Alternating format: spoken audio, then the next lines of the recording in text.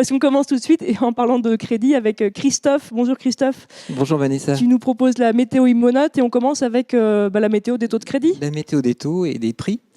Eh bien, on peut dire que l'anticyclone est bien présent sur la France puisque les taux de crédit ont atteint des niveaux records.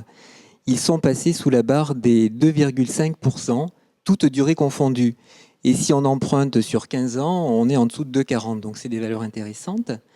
Lorsque l'on regarde la carte de France, eh bien, on enregistre une minimale de 2,25% en région sud-ouest et une maximale de 2,35 dans le sud-est, l'est ou encore l'ouest de la France. Donc on est toujours bien en Limousin, dans la région sud-ouest, Voilà, dans les plus bas taux.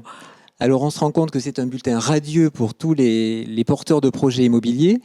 D'une part pour les primo-accédants qui désormais ont accès au marché immobilier, ça c'est une bonne nouvelle. Et puis pour tous les acheteurs qui peuvent emprunter à un coût de crédit 2 fois moins élevé qu'il y a 5 ans. C'est pas neutre. Alors quelles sont les prévisions ? Pas de hausse prévue à l'horizon, donc allez-y, c'est le moment de se lancer. Allez-y, achetez. Et concernant la météo des prix immobiliers, Christophe ? Alors c'est le calme plat, donc les prix sont plutôt stables, voire baissiers depuis le début de l'année, de 1 à 3% en fonction des régions. À noter effectivement qu'il y a des disparités importantes.